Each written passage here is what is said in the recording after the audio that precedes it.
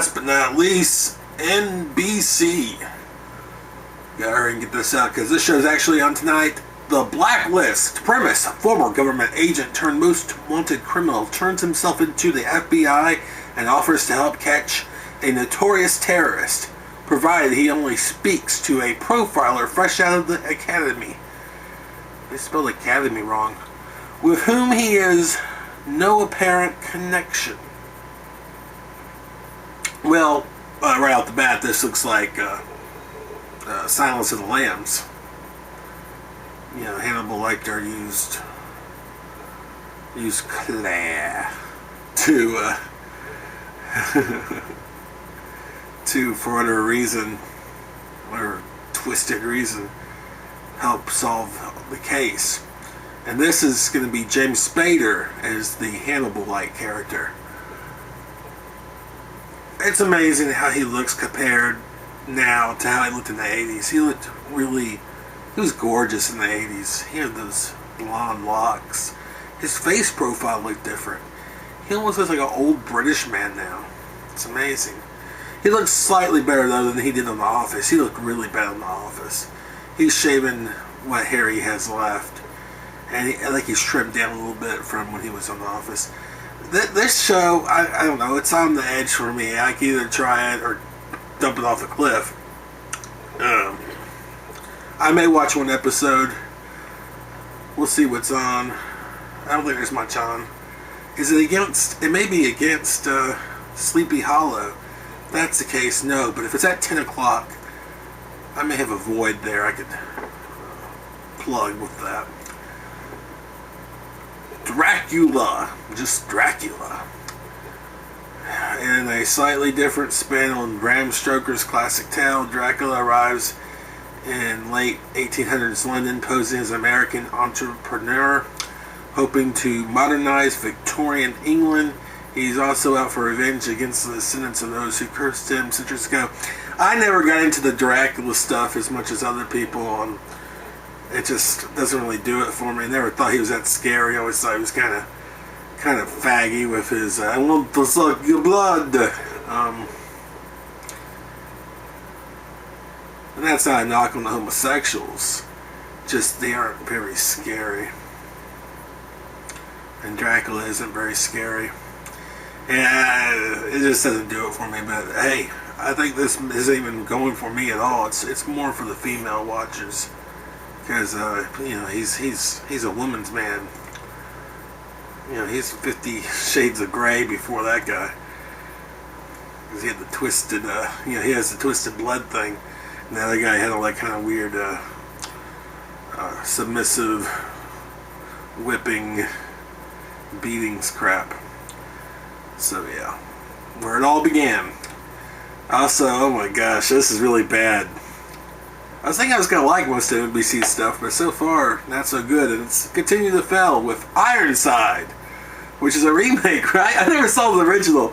But the gimmick is he's in a wheelchair and he's the detective. And he actually almost does better in the wheelchair than he would walking. Like, he uses the wheelchair as a weapon. It's crazy. It was, alright, from the 60s. Alright, I'll do the premise real fast here. NYPD Detective Robert Ironside, cute name for a guy in a wheelchair, who was paralyzed in the line of duty but remains on the job, leads a team of specialists who work some of the city's toughest cases in this remake of the 1960s and 70s cop show that starred Raymond Burr. And this is Blair Underwood. Wow, that's a weird name for a black man. Blair Underwood. Maybe that's the woman. I don't know. Maybe it's Brent Sexton I'm looking at, but that's probably the Asian. Yeah. Blair Underwood is going to be in this. And he can walk, right? That's there's a little bit of upset. It says, why not cast a fucking cripple on one of these roles? It's just, sometimes I understand where people get mad. It's just like the Lone Ranger. Why not fucking cast a real Indian? Why we have to watch Johnny Depp do an interpretation of Indian when there are plenty of Indians that you could probably get for fairly cheap? And I'm sure cripples I'm sure they'll work for cheap. So this guy can walk, and his name's Blair, so fuck him. This is interesting. I don't know what to take from it. I thought it was gonna. This is a bad picture for the promo too of Michael J. Fox, but this is the Michael J. Fox show. He looks like I want to say like Kennedy being having his makeup done by Nancy or something. It's just weird. It's really weird. He's got really thin lips in this picture. Anyway, premise. Beloved former local news anchor Mike Henry took several years off to spend time with his family and deal with the Parkinson's disease he suffers from. Now, though, he's ready to get back to work in his comedy loosely based on Michael J. Fox's own life. So there you go. And it has the girl that was stealing stuff, Walter's sister-in-law, Betsy Brandt, as his wife.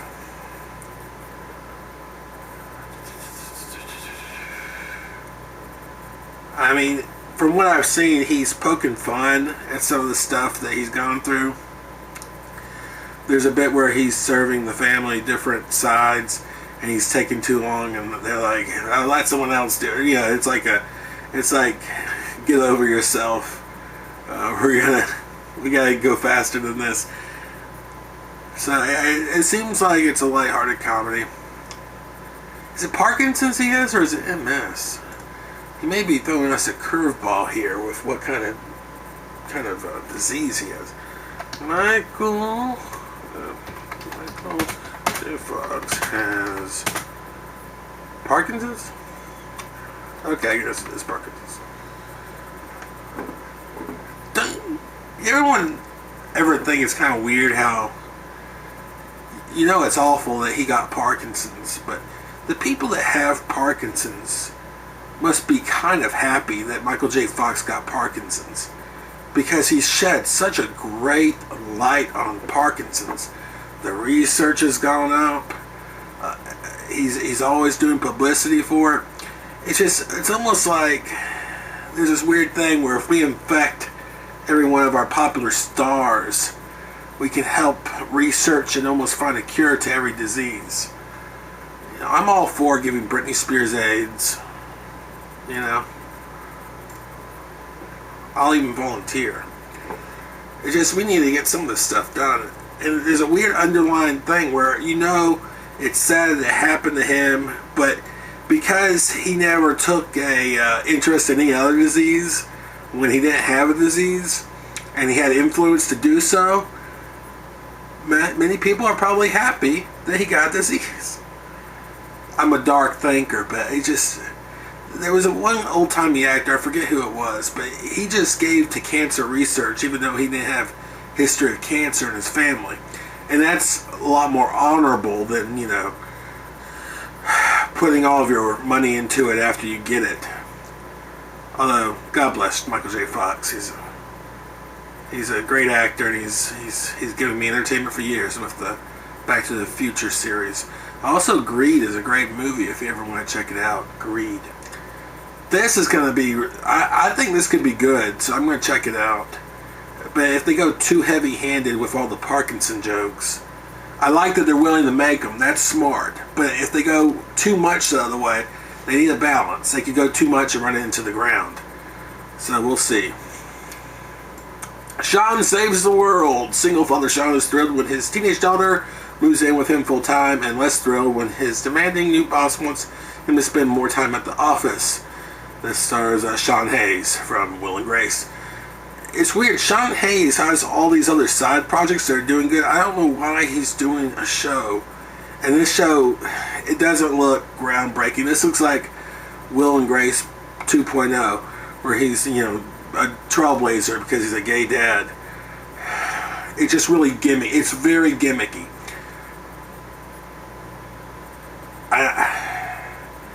Because once you make it all about him being a gay dad, that's all he is. It doesn't go into anything else about his personality. He's a gay dad against this new world that's trying to accept homosexuals, but still is reluctant to fully accept them. And that's all it becomes. It just becomes this political statement show. And that's what happened with Ellen. Everyone knew she was gay pretty much. But when she came out as a gay, out of the closet, her whole show started focusing on nothing but gay.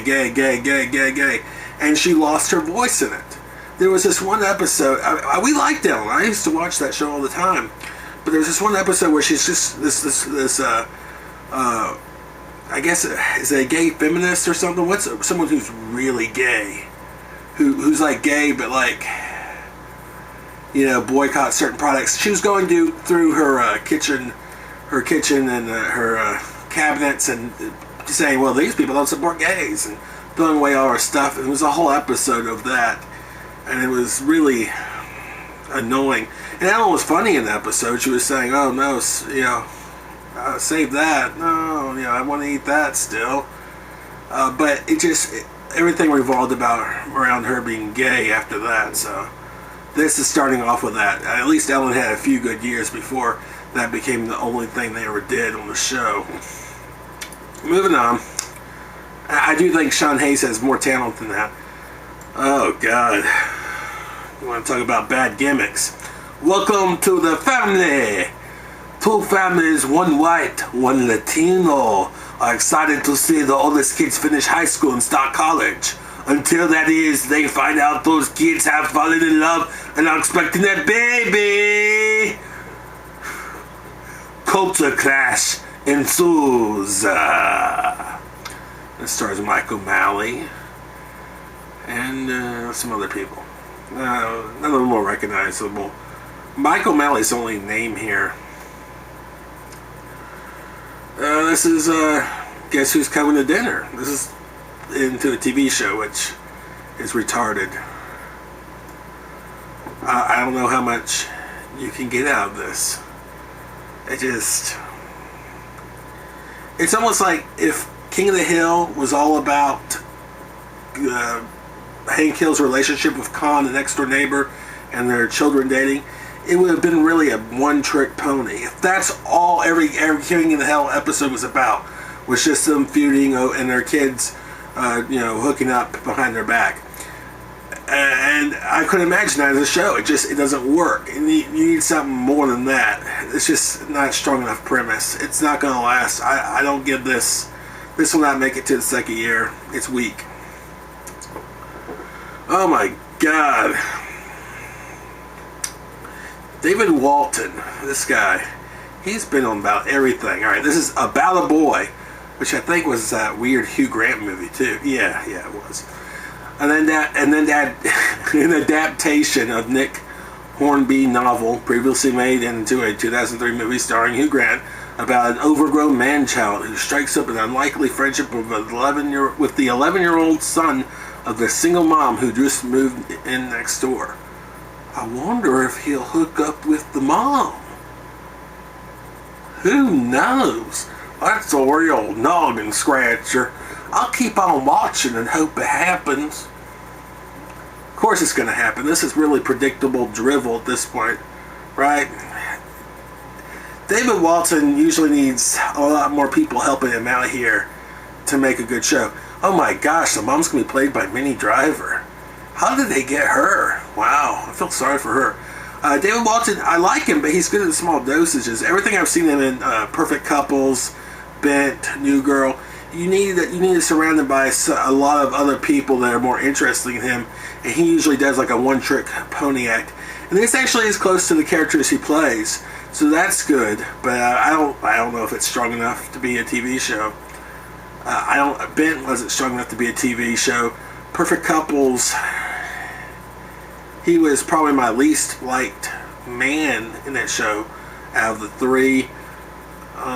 New Girl, he was just meh. So that's a lot of pressure, and I do not think he'll live up to it. So About a Boy. It's funny, alright, on About a Boy, you see a picture of a man with a boy, and now this next one, you see a man with a girl. And there's this weird theme going on of children hanging out with grown men.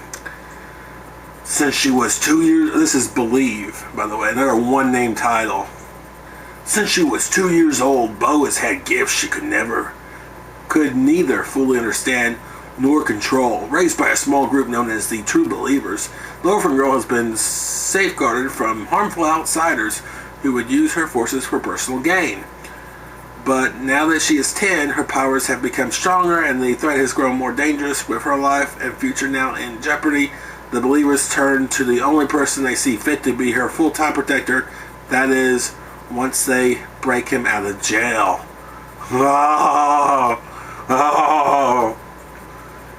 So it's kind of like Sarah Connor Chronicles. So I was saying that 10 times fast. It's tough. That's what it seems like to me. Like, he's got to protect this girl because she's the future. And he's a renegade. He has a cut right on the base of his nose. You know he's had a hard life. This is Jake McLaughlin. He was in Warrior and Crash. I did not see any of those. So, yeah. I don't know. I don't think so. I don't think it's going to do jack squat. It's a mid-season show because with that, I don't see the budget being nice. I see the budget being really scaled down. So if you want to do some really cool stuff with him protecting this girl from whoever is after him,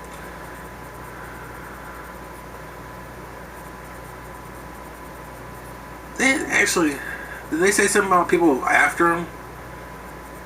Yeah, I don't see anything about that. Just, he's pretty much a babysitter. Yeah, I don't think that will last. Believe. Look for it to come and go. Chicago PD, a spin-off of Chicago Fire. Oh, fuck it. That's going to be shit. But it may last. I don't know. People like the stupidest shit sometimes. It makes me pissed. So, yeah.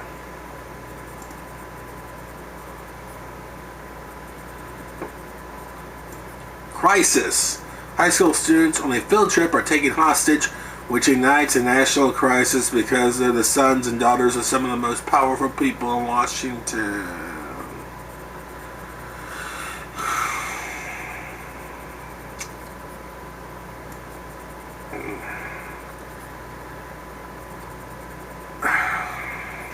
The big problem I see with this is they're going to hold it out for as long as possible. I don't know how long they're going to make this hostage seem like it is. Like, I mean, how long do most hostages, your average hostage, take? You know, in movies, maybe they take like days, but in real life, it's usually hours. And I don't know how you get this lengthened out into a show. This should be a fucking TV movie. They don't do those anymore. Growing Up Fisher. This is that guy. He's been in everything after he did Juno. J.K. Simmons. 11-year-old Henry Fisher idolizes his blind father. I guess he's the blind father. And he's less than happy when A, Dad brings home a new guide dog, and B, learns his parents are getting divorced.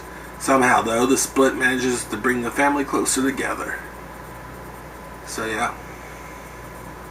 Well, this has Jason Bateman in it. Maybe Jason Bateman is the father. J.K. Simmons could be the grandfather. Could be good. I don't know. Probably not. Who knows? It doesn't seem that interesting to me. I guess if they make sure they keep the focus on the kid and don't get lost in the family drama, it could be a new look on how divorce affects a child. But that seems like a big downer, too. And the night shift. The doctors and staff who work the week hours at San Antonio Hospital try to keep one another sane in between saving lives and chaffing under cost-cutting managers? Okay. That's a weird word use. And it sounds awful. It really does. Next. Is that it? Oh, this one's kind of interesting. Undateable. A self-professed ultimate player decides to take his roommate and his undateable friends and turn them into ladies' men. This stars Chris D'Elia, who got out of that, what was that awful show? Whitney. He got out of Whitney alive. He's a pretty good guy. A lot of people talk about him in the comedy scene from the podcast I listen to and say he has a lot of charm and actually gets jokes over that really aren't that funny just on his charm alone. So maybe if they let him be charming, this can work. The stigma here is it's almost a Big Bang thing where there's this still weird divisional line in Hollywood where they talk about nerds and jocks and players and all these different classes, when really I think we become much more merged into whatever different facets you lean towards in your life. And there's hot women with nerds and vice versa. So yeah, I've seen jockey characters with girls with glasses. It's just there's all kinds of different things now. Here's a perfect example. One of his friends in here is an actor by the name of Ron Funches. Ron Funches is a stand-up comedian. Very funny guy. I think Ron Funches is great. And I'm actually going to give this a chance because I enjoy Ron Funches, his stand-up. But he was married for a while to a I would call a very attractive woman. A nice, mixed woman. Black and white, the perfection of the hybrid, beautiful long hair. She looked like a Victoria's Secret model. And they had a kid, and things got a little rough, and they divorced. She accused him of cheating on the road. Ron Funches is like 300 pounds, 5'5", and he has well, that's it. I mean, really, he's an overweight guy, and he got this hot girl, and he divorced her. So just him being in the show called Undateable kind of shows how messed up the logic is that they have in this outdated kind of format of how things work. Maybe that's just me, but it gets annoying after a while because Ron Funches probably fucks some of the most beautiful women that anyone's ever seen, and here he is, he's undateable. Girls stay away from him because he's Funchy. I don't know. I don't. Check out his comedy though. He has this great joke about the Muppet Baby song. There's a part where Kermit starts singing, "When you're in your room and you're kinda scared." It goes on like that. He just points out what a weird message it is the Muppet Babies telling you what to do when you're alone in your room and you're feeling weird. I think you close your eyes and make believe, and you could be anywhere. So yeah, really funny guy. But yeah, this is outdated format, but it has an opportunity for laughs. So if you want to watch a dinosaur slip on a banana peel, this might be the show for you. Undateable. Well, NBC. I thought the others did pretty bad. That's really bad, too. It's still better than CBS, but that's not saying anything.